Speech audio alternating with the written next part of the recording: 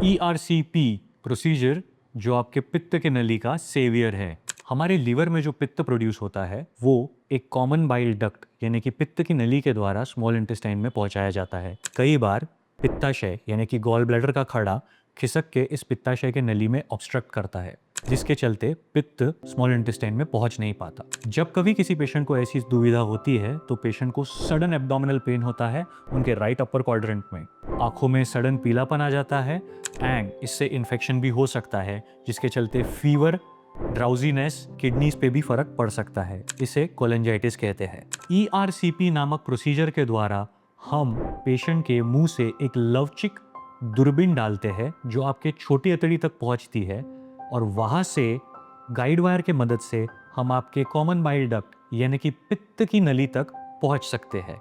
इसके द्वारा हम आपके पित्ताशय में अटका हुआ स्टोन निकाल सकते हैं।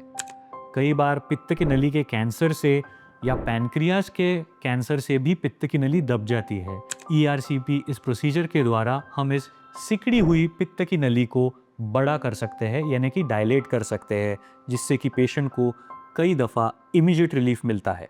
तो अगर आपको पित्त में खड़े हैं और साथ ही साथ पेट की ऊपरी हिस्सा में दर्द हो रहा है, जॉन्डिस हो रहा है, बुखार आ रहा है, तो जल्दी अपने पास के गैस्ट्रोएंटरोलॉजिस्ट को दिखाएं। For regular updates follow me.